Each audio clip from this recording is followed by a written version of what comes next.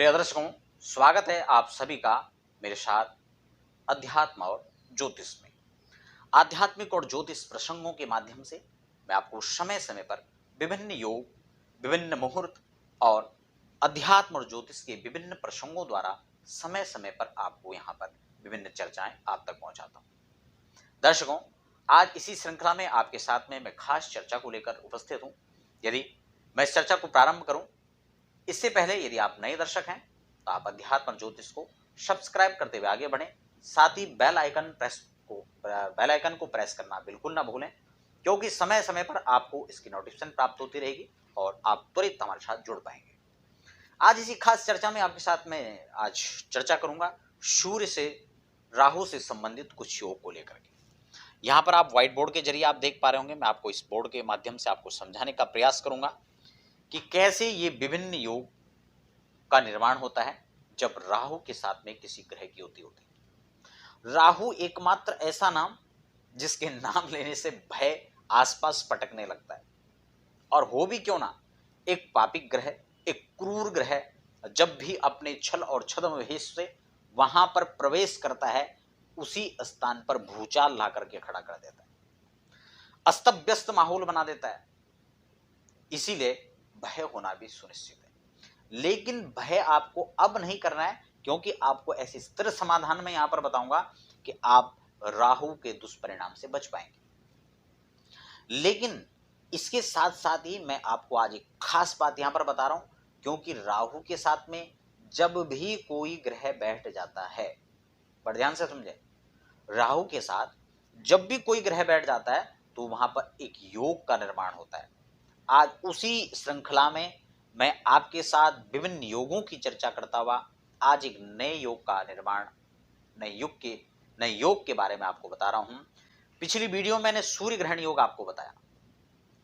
अब मैं आपको बता रहा हूं कि जब सूर्य राहु के साथ में चंद्रदेव बैठते हैं तो चंद्र ग्रहण योग बनता है। आज हम चर्चा करेंगे राहु के साथ में जब मंगल युति करते हैं तो ऐसे में कौन सा योग का निर्माण होगा।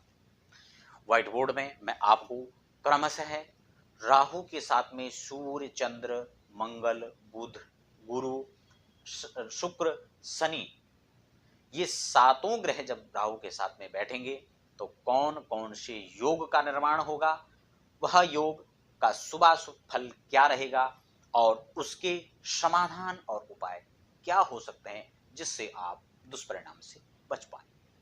आज ऐसे ही इस योग की श्रृंखला में आज मैं अंगारक योग की बात करूंगा। आपने यूं तो अंगारक योग कई बार सुना होगा, लेकिन ये अंगारक योग का निर्माण कैसे होता है। कुंडली के 12 भावों के अंदर कहीं भी राहु बैठा हो और उसके साथ में मंगल बैठे, सूत्र सीधा सा है, भाव कहीं पर भी हो सकता है। पुनः एक बार मैं आपसे निवेदन करूंगा, भाव कहीं पर भी हो सकता है, लेकिन मंगल के साथ राहु की युति चाहे गोचर काल में हो चाहे जन्मकालिक ग्रह स्थिति के अंदर हो, उसी योग को हम कहते हैं अंगारक योग। ये तो बात समझ में आ गई अंगारक योग।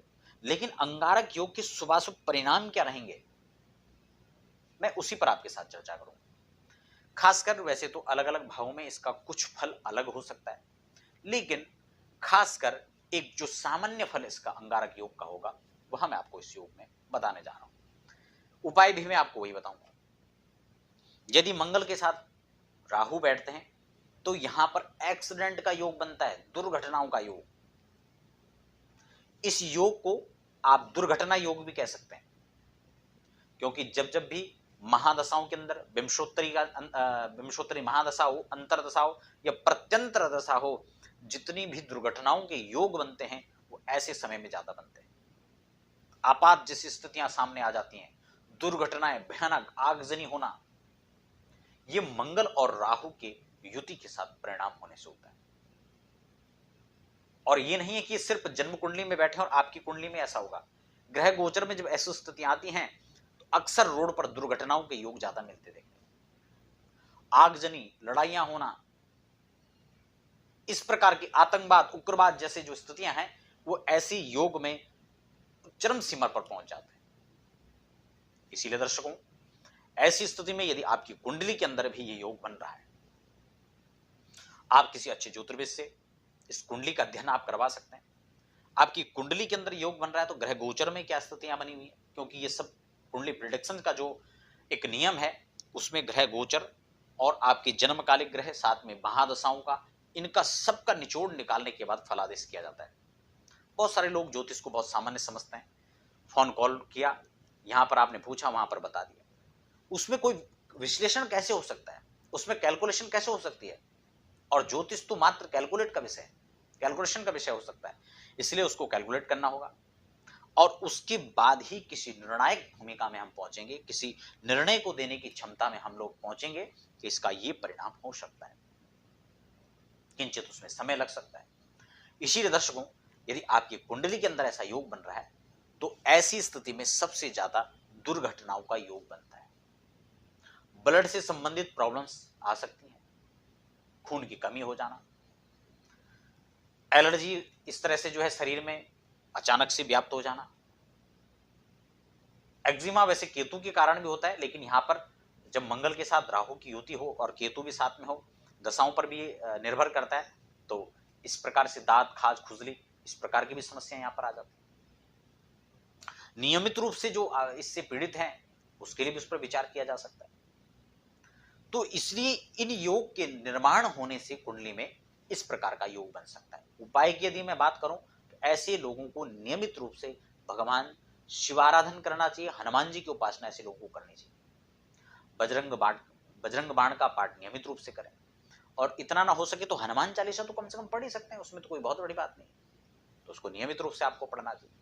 सुंदरकांड समय समय पर आपको पाठ करना चाहिए और मंगल और राहु के संपूर्ण विधि के साथ में जप आदि पूजा पाठ उसका आपको शांगोपांग विधि के साथ करना चाहिए, ताकि उसके दुष्परिणाम से आपको न निकलना पड़े।